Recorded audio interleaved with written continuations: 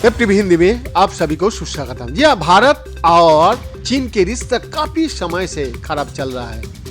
विस्तारवादी नीति के कारण चीन दुनिया की आंखों में अब खटकने लगा है। कभी वो साउथ चाइना सी पर दावा ठोकता है तो कभी ताइवान को लेकर दूसरे देशों से झगड़ा कर लेता है। अब मोदी सरकार ताइवान के मसले पर ही चीन को बड़ा झटका देने की तैयारी में है। दरअसल भारत ताइवान से करीबी बढ़ रहा है और अगले महीना की शुरुआत तक वहां 1 लाख वर्कर्स को भेजने जा रहा है। भारत का इस कदम से चीन का पारा बढ़ने की पूरी उम्मीद जताई जा रही है। अधिकारियों ने नाम ना कहने का शर्त पर बताया कि ताइवान कारखाने, खेतों और अस्पताल में काम करने के लिए 1 लाख से अधिक भारतीयों को काम पर भेजा जा सकता है। लोगों ने कहा कि दोनों पक्ष द्वारा दिसंबर की शुरुआत में रोजगार गतिशीलता समझौतों पर हस्ताक्षर करने की उम्मीद है। ताइवान के बुरे होते समाज का मतलब है कि उसे अधिक श्रमिक का आवश्यकता है। अनुमान है कि ताइवान 2025 तक सुपर ओल्ड समाज बन जाएगा, जहां आबादी के 5वें हिस्से से अधिक बुजुर्ग लोग की संख्या होने की अनुमान है। रोजगार समझौते से चीन के साथ भू राजनीतिक तनाव बढ़ने की संभावना है, जो ताइवान के साथ किसी भी आधिकारिक आदान प्रदान का विरोध करता रहता है।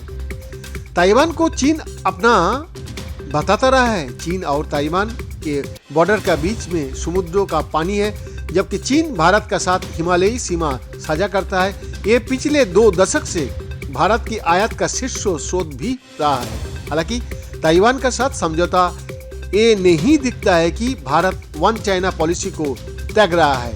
एक ऐसी स्थिति जो द्वीप को चीन के हिस्से के रूप में मान्यता देता है। हालांकि नई दिल्ली ने सार्वजनिक दस्तावेजों में उस स्थिति को दोहराया नहीं है और इसका बजाय ताइवान का साथ एक सक्रिय अनौपचारिक संबंध को बढ़ावा दिया है। भारत का विदेश मंत्रालय के प्रवक्ता अरिंदम बागची ने गुरुवार को संवाददाताओं से कहा, भारत ताइवान नौकरी समझौता बातचीत के अंतिम चरण में है।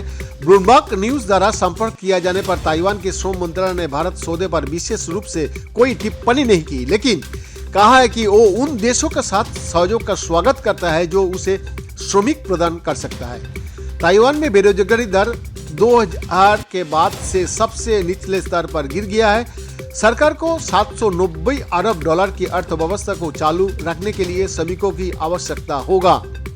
लोगों ने कहा कि सौदे को बेहतर बनाने के लिए ताइवान भारतीय कामगारों को स्थानीय लोगों के बराबर वेतन और बीमा पॉलिसियों की पेशकश कर रहा है, जबकि अन्य देशों के साथ भी नई दिल्ली ने समझौता किया है।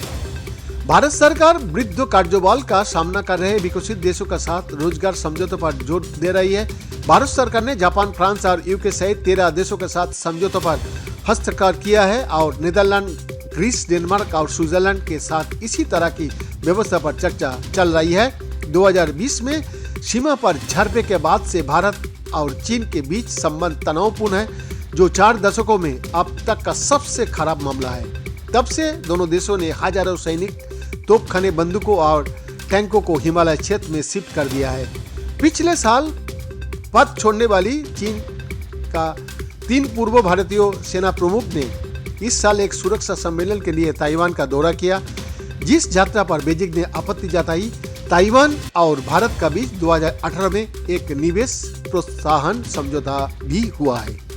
बीएन का रिपोर्ट, FTV हिंदी, दिल्ली, भारत।